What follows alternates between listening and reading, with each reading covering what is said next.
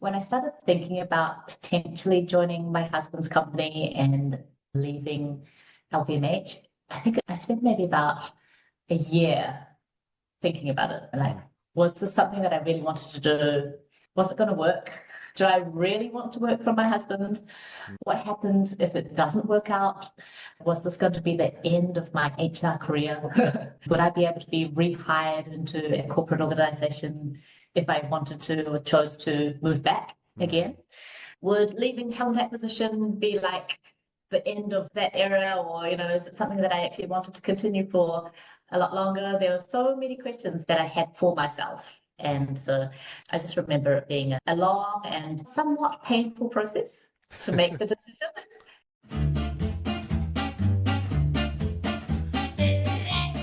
Welcome to the FocusCore Podcast, where we dive deep into leadership, talent, and the evolving world of business in Japan to help you focus in on your core business. Today, I'm very happy to have Naomi Takase joining us. Naomi moved to Japan from New Zealand after graduating from university a long time ago when we worked together. A long time ago. She began her career in Japan in HR in a small recruitment firm that grew rapidly to over 700 employees during her 12-year tenure, and I think she was responsible for a lot of that. Naomi then moved in-house to talent acquisition, spending the next 9 years with luxury groups, including Richemont and LVMH. In both organizations, her roles were newly created, and she was responsible for establishing the function. And then in 2024, she took a big jump and joined her husband's jewelry company, TaroWashimi. And it's transitioned from a startup to a scale-up. And she enjoys the entrepreneurial environment and contributes through strategic organizational development. And she's also a busy mother of 3 and recently took up running with her husband, which we were just chatting about, which was fun. So welcome, Naomi. Thank you. It's great to you've been on the podcast. You're like you're the third person who's been on a podcast twice. I am honored. Yeah, so it's nice. But this time it's very different because you've transitioned into something very different. You had a long career in kind of global companies. I mean, we worked together at Wall Street/N, and that got to be global. And then at LVMH and Richemont, those are kind of global, and you were responsible at LVMH for kind of making Japan part of the rest of the world in talent acquisition, which was cool. But now you're doing something very different. So maybe walk our listeners through where you're at in your career with TaroWashimi. Sure. Yeah, thanks for having me. It's very exciting to be back. I feel like I'm sort of doing this corporate piece again in my life. I've been a little bit away from doing sort of podcasts or any Zoom calls. Everything is really local here. TaroWashimi is my husband's jewelry brand. He makes, it's sort of like an Indian inspired jewelry brand. And it's so different to a big Gaishike organization.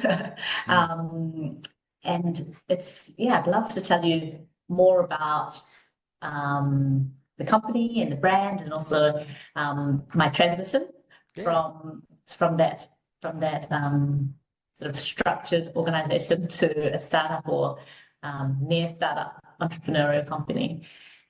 It's been very, very unique.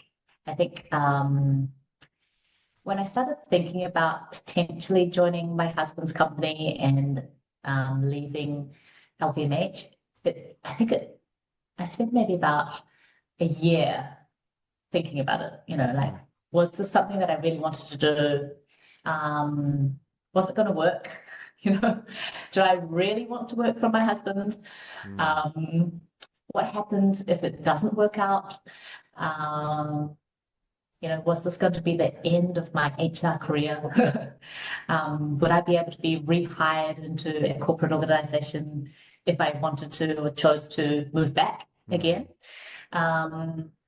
Would leaving talent acquisition be like the end of that that era, or is it something that I actually wanted to continue for a lot longer? There were so many questions that I had for myself, and so I just remember it being a long and I think somewhat painful process to make the decision. And I hope that today's podcast will sort of share a little bit of insight as to why it shouldn't have been such a big decision, or why it shouldn't have been such an awkward or sort of anxious time of my life. Mm. Yeah. What did make it anxious for you? I mean, I understand kind of going, being an entrepreneur, kind of running through, leaving corporate life and then moving into a smaller organization is a big thing, and one where you're working with your relatives and your husband in this case. It can be quite a challenge. I imagine. How do you find it? Yeah. I think one of the reasons why it made me a little bit anxious is also it was just me. It's my mindset. But when you're a career advisor for over 20 years, Mm, I personally thought that my career, my resume had to be the role model. It had to be spot on, it had to be perfect, it had to be logical, there had to be clear stories, so that when I introduced my career, I could sort of educate the candidates to be able to make their logical story out of their sort of past histories or career histories. And so for me, I needed to have this sort of perfection in the story. And I didn't want, I think I was more like concerned about what people would think, I don't want people to think that I'm just leaving to join my husband for like, I don't know, like a more simpler role or anything like that. I didn't want them to question why I would leave such a great company for a company that was really unknown mm, or not so famous. And for me, I felt very insecure about how to respond to those questions. And I think that that's something that was an issue on my side, rather than actually what people thought. And it blocked the speed of that move. I think I could have left and joined the company 6 months earlier, and I could have made even more of an impact in that last 6 months to TaroWashimi if I had joined sooner. mm. But I think I delayed my move because of the concerns that I had for myself.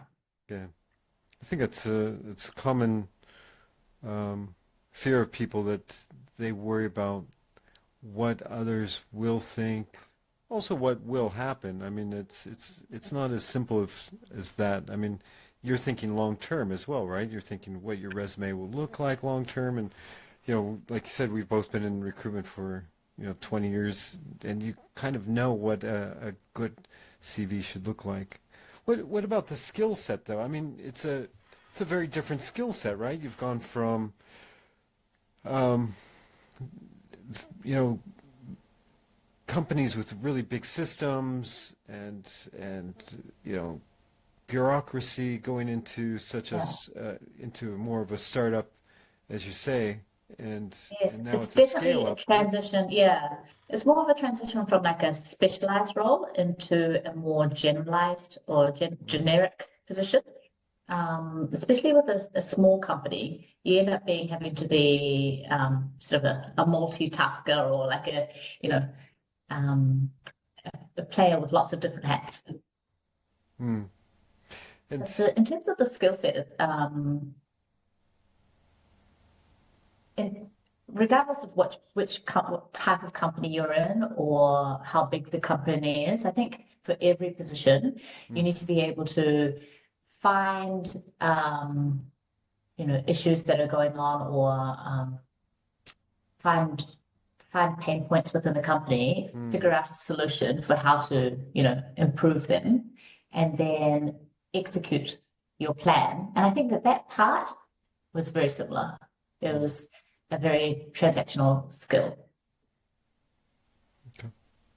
What What about working with your husband? What's it been like to work so closely with your spouse? Not just a partner in life, but your partner in business. I joke that I sleep with my boss. Um, Awkward. but we work really well together. Hmm. He has totally different skill sets to me, and that's what I admire about him. I think that he he brings. Um, I mean, he's a creative genius. He can make things, out of a slate of silver. Mm-mm.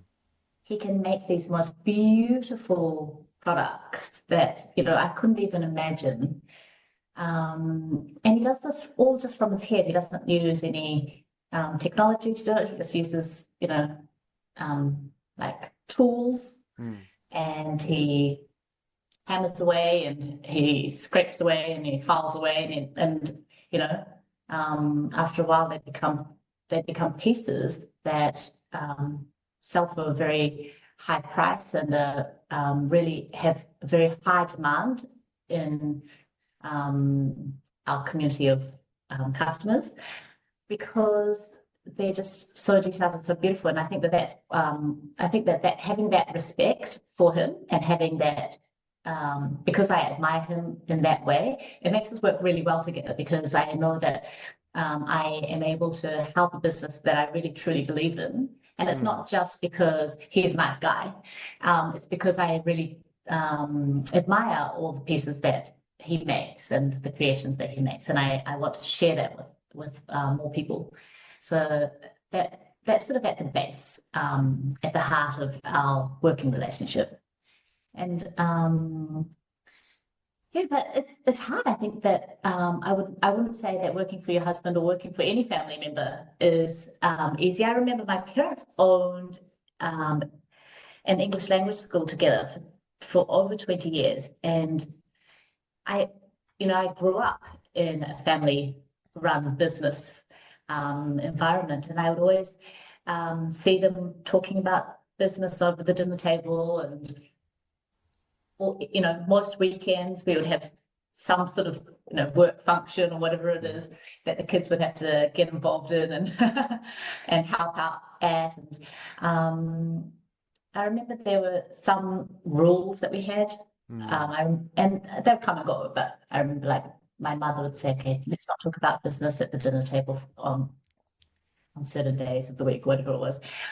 So there are things that molded me Mm. to um, having sort of giving me a little bit of a clearer idea of what I'm getting myself into. Mm. And I could see that working with my husband would mean like 24/7, we would be sharing this life together. And also it's something that I would be investing in for, as you said, long term. It's not something that I'm just going to try out and see if it works. um, and I needed to also find my own um, position within the company. I needed to figure out how I could add value to a company that was outside of my, the industry that I knew, Mm. outside of my the job function that I knew, and that was really challenging, especially the first 3 months. I remember it being really challenging. That's great. Well, let's jump into the brand. I mean, it's if our listeners go and take a look at the links in our show notes and look at the jewelry, it's gorgeous. Lots of feathers. I love the feathers. Um, the rings are beautiful. Um, how would you describe, what makes TaroWashimi distinct in the jewelry market? So TaroWashimi is an Indian jewelry brand, and there's so many Indian jewelry brands, um, especially in Japan. Japanese people love Indian jewelry. Mm. Um, but I think what makes it really unique and different to the other Indian jewelry brands is just how detailed it is. It's kind of more on the nearly like a fine jewelry um, line, and I would say it's more elegant. You know, some Indian jewelry brands are more sort of rough around the edges, sort of biker feel, and that's sort of the, you know, where the style it came from, and so that's fine. But for TaroWashimi, the pieces are a lot more sort of I don't know, like if dainty is the word, but you know, like sort of just a lot more detailed. Yeah. No, I mean you've got this kind of artesian DNA. Now you're looking at scaling the business. How do you kind of balance both those things? Yeah, it's always a challenge. So with our products, because they're handmade, to scale the business, there are certain things that we can do, but there's certain things that also are restricted. For example, we don't want to lower the quality in the creation of the products and, you know, the craftsmanship that happens. So we have to make sure that that's something that just would never change. And so if we take on higher volume, it just means that it would take a lot longer for the production and customers would have to wait for them. And that's really tricky because customers want things straight away, especially, you know, in our day and age where we're used to having Amazon deliver things the next day. Yeah. And we would lose customers if we make them wait too long. But the truth of the matter is, for all the TaroWashimi products, especially the hand engraved products by Taro, he can only make, for example, this is a cross, but he can only make one engraving on a cross. It takes him a full day to make the whole engraving because it's very, very detailed. So there's only so many that he can make in a year, and we tell the customers at the moment our waiting list is over 3 years, and people are still wanting to get on that waiting list. So we have a limit on you know, how many orders we can take for certain products. But at the same time, what we have done is we've really invested in the last couple of years in our production team. We've upscaled our management team. We have invested in a brand new workshop. I'm currently talking from our workshop here. And the team has grown from, when I first joined, I think we had about 4 or 5 employees, and now we're up to 15. Wow. So yeah, we've had to grow like that to be able to cope with the demand. That's great. And so, I mean, you've moved from talent acquisition and HR. Now, what's kind of your perspective on people and leadership influence and how you build the team for TaroWashimi? Yeah, I think thanks to my experience in HR, I knew not just what kind of people I wanted to hire, but also what kind of company policies I wanted to have in HR for TaroWashimi. Because when you're working for a big corporate organization, there are some things that are limiting. You know, there are some policies that you can't be flexible on, or there are strict requirements that need to be met. And when I, decided to join TaroWashimi, I really wanted to make this company have the HR principles and policies and systems in place that I had always wished for, or wished I could have myself. So for example, I wanted to be able to hire people more for just their potential rather than their company names that they've worked for, or just simply what they had done. I also wanted to make sure that I could, for certain positions, I could offer more flexibility in working style.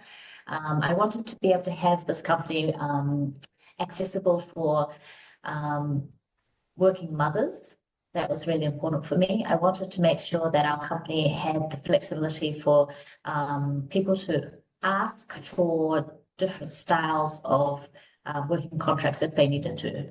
And that was really something that I wanted to challenge. I just wanted to challenge a company that was really flexible in HR principles and policies. That's great.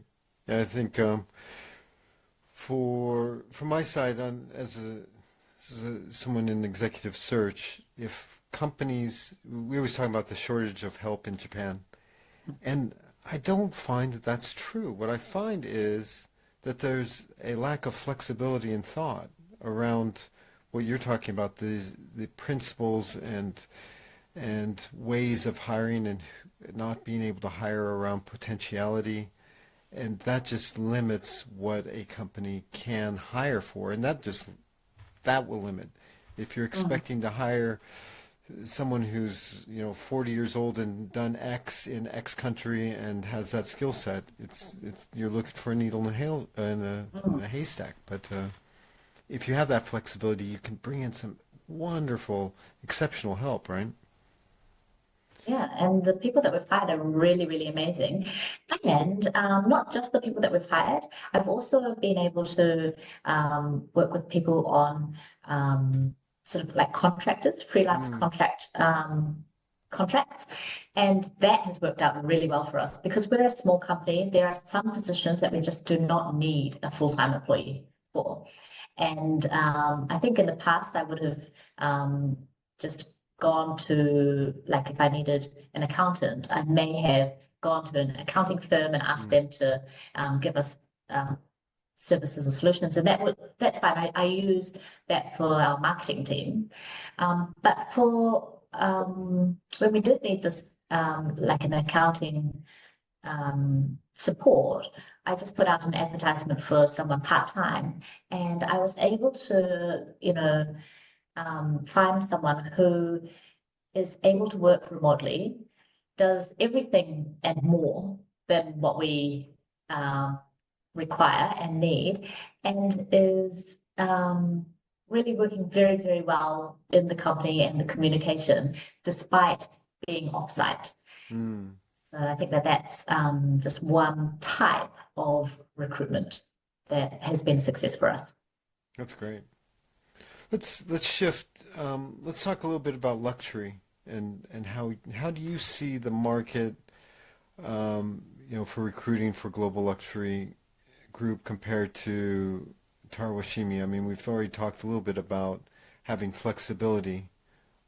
Anything else that you see in that? So you're talking about the difference in the, like, how do I see TaroWashimi in the global market? I think as a Japanese brand, I think and many Japanese brands are really, really highly thought of or highly regarded by the international community. And the Japanese craftsmanship, the level of excellence is so high that it's hard for a lot of companies to copy. And for TaroWashimi, it's the same. We have a lot of companies copying us, and Taro is kind of like, let them copy us, because he knows that at the end of the day, he has the confidence in his work, and he knows that his work is still is authentic, and his work is made with such care and excellence that he's not too worried about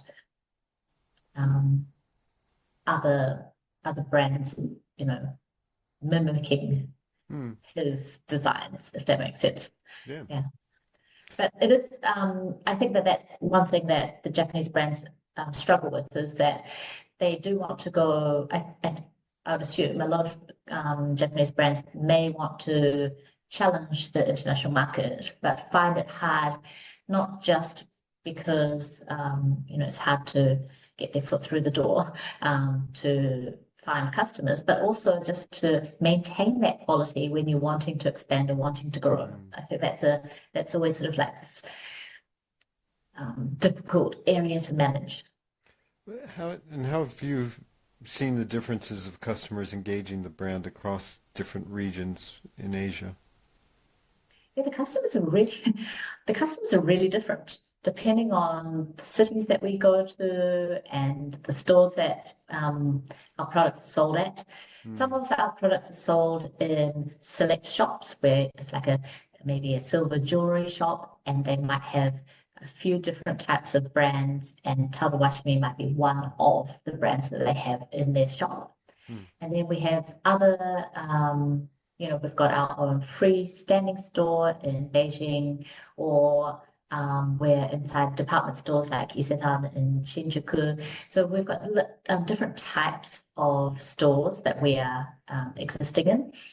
And the customers that buy from the stores, they vary. And even in the cities, I find that the customers are quite different. Some customers like the really bling bling things, they really like the gems and the diamonds and the gold. And then some other cities, the customers may be a little bit more sort of,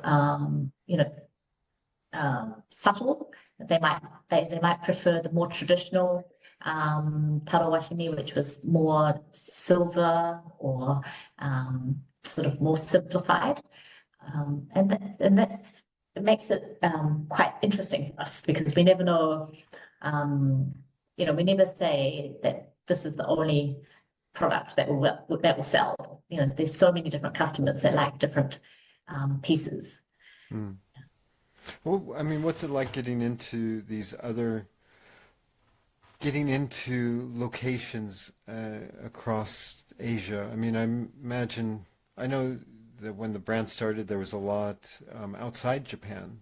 Sales were really high. But now being in Isetan, I mean, that takes good relationships to get into markets like that. For the sales and gathering in customers, how has that changed from market to market? So we are mostly a wholesale business. So we have different business partners that are maybe like trading companies, and they own and operate the stores, own or operate the stores. So for the international market, we have two different trading companies that look after those areas, and then in Japan we have another trading company that manages all the stores in Japan, and they are the ones that help us get into these different stores. Got it. Yeah. And for Japanese brands, luxury brands trying to do global expansion, what, from your perspective, what are some opportunities and challenges for them? Yeah, I think there's so much potential. There's a lot of opportunities. One thing I have found, though, is that there's also a lot of things that we can't control. The politics and the import-export taxes, or the shipping rules and regulations. There's a lot of, when it becomes international, there's a lot of hurdles that you have to overcome. And so sometimes it becomes a little bit tricky, because they're things that your company cannot control. And it doesn't matter how good the product is or how much demand the customers have, we're still having, we still have issues of the cost it takes for exporting a product, or, custom clearances and all this sort of stuff. And and that really has a big impact on the company. So we have to manage sort of the cost of the products. For example, for us, we work with a lot of gold, and the price of gold has just gone up so dramatically that we had to recently do a price increase. And that kind of thing is just, it's not something that we want to do because we want our customers to be able to afford our products, but it doesn't, there's at some point we have to make sure that what we're producing is also, making money for the business, and we have to find that fine balance.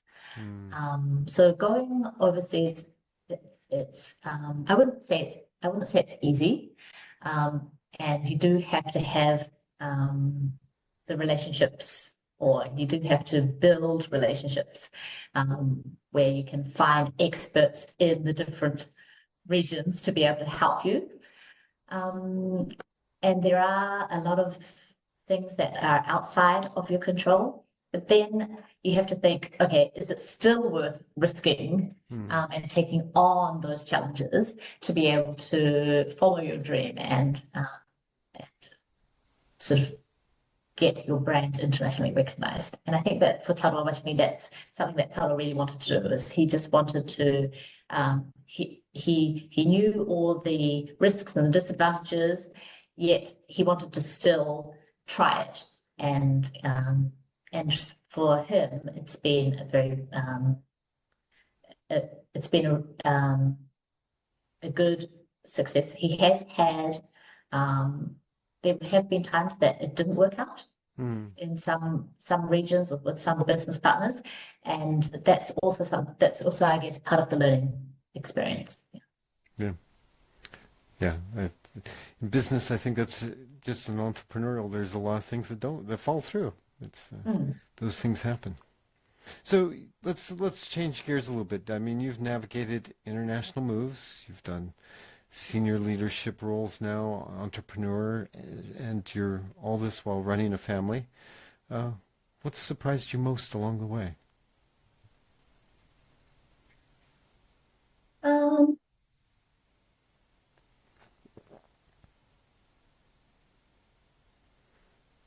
think what surprised me is that I have enjoyed all the different types of working environments that I've had.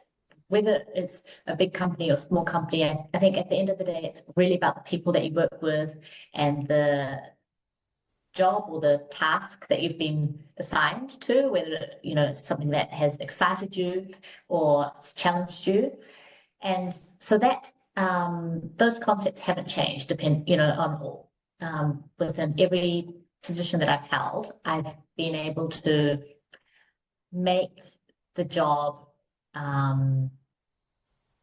exciting, or I've been able to find ways to create new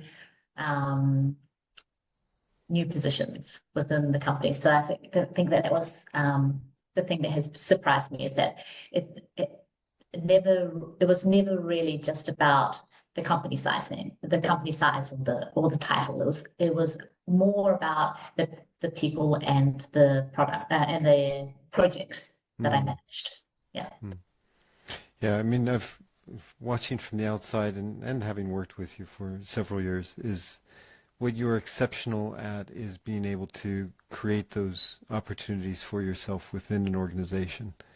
And it's one of those things that, in meeting so many people looking for new jobs or new challenges, asking them, have they looked in their own company first and had those conversations? And there's so much that often can be done looking there first. And you're very good at bringing that creativity and energy and excitement to an organization, and it's brilliant.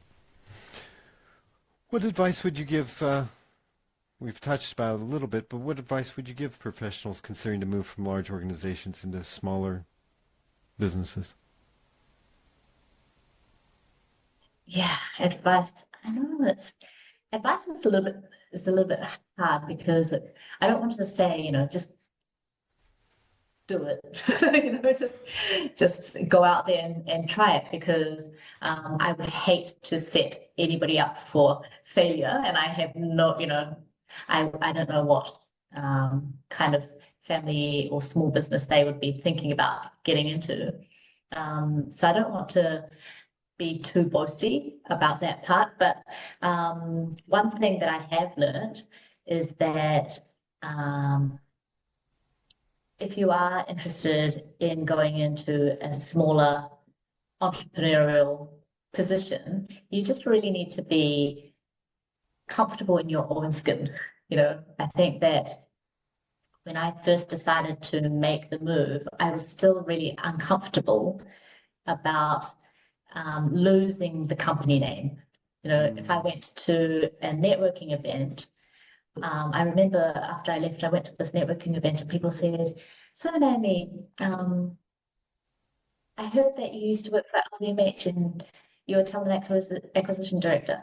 And for me, I just thought, I wonder how long this name and title is going to stick to me. Like it was like branded onto me.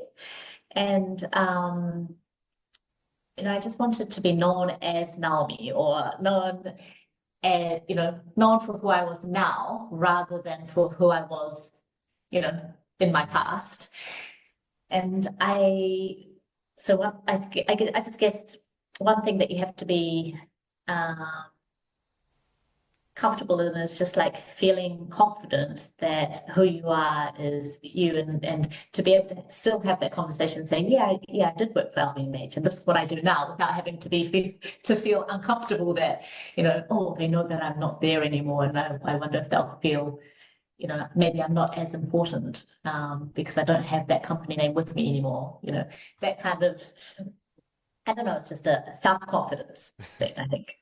It's great advice, super advice for people. I mean, especially when people are so identified with the company name that they work for. That's great. So, looking ahead, what excites you most about the next chapter for yourself in TaroWashimi? Yes, we've got a lot on our roadmap. One thing that I'm really excited about in TaroWashimi is that although we're a really small company, one thing that I really strongly believe in is investing in our leadership team. And there's only 3 of us. So it's not like, 3 or 4, actually 4 members in our leadership team, including Taro and I. And although it's a very small number, I believe that it's really important to keep investing on our skills and our development as leaders to be able to make a really big difference in the company, not just as people leaders, but in terms of how we communicate, how we make big decisions. And I think because we are a small company, the decision-making process is super quick, right? And we need to be able to make decisions, but make them logically, and not just because not just because that's the good thing to do at the time. We have to think of it as a long-term strategy, and it's not easy for a small company because investing in leadership development is costly, and also, maybe you could think that it's not so important for such a small company when Taro's the company owner and he's the final decision maker. But I think for Taro and myself and our leadership team, we all have to make sure that we are stepping up to be able to keep up with the growth of the company. Because I feel that this company is growing so fast, and our brand is getting bigger all the time, and we need to be able to keep our employees growing with it instead of getting left behind. And that's really important for us. So that's probably the most exciting part of my job is being able to help the company develop strategically through the leadership development and the business team development. That's great. I love it. I think you and I both come from that same core of when we were young in our career and starting up at Wall Street. It was just so important that we always taught our leadership, that we taught everybody, but especially leadership, because we were growing, and the only way you can keep up with that is getting better, right? Mm-hmm. Yeah, that's great. Some rapid fire questions for you. I've written down Kiwi edition. I don't know if that's appropriate or not, but we'll do it. First job in Japan. What was the biggest culture shock? The train rides, the Ooh. commuting.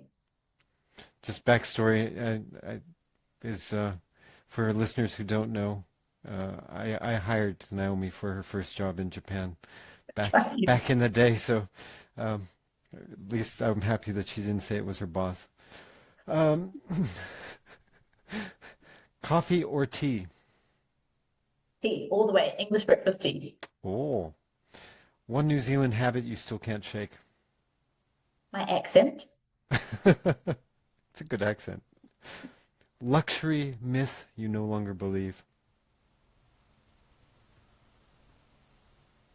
That you have to be rich to be able to own a luxury product. Nice. It's true. Best thing about working for jewelry versus fashion. That you can give your jewelry products to the next generation or the next generation after that, and they can be gifted down. Oh, that's brilliant. I like that. Corporate life or entrepreneur life? Oh, that's a tricky one. Both, if possible, in your life. Nice. One skill from HR that surprised you by being useful in a startup.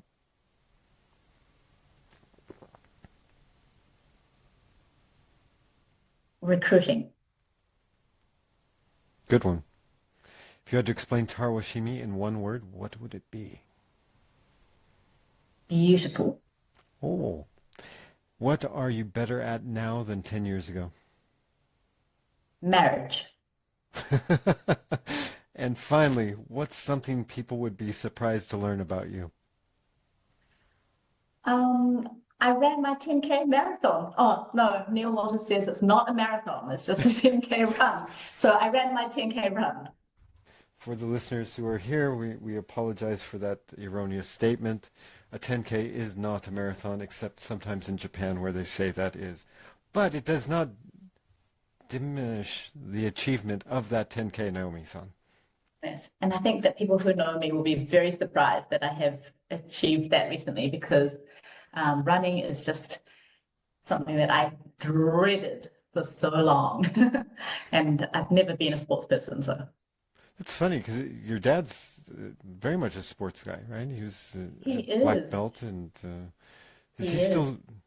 He's an Aikido Shihan, yes. Yeah. But he took all the genes of sportsmanship, and I got nothing. Ah, okay. Well, hopefully we'll see you out in a 10K this year. Well, thank you, Naomi-san. It's always nice to catch up, and wonderful, great luck for TaroWashimi and your part in building that organization. And Taro's jewelry is beautiful, and I'm so glad that he continues to put his art out into the world. Thank you so much. Thank you. See you later.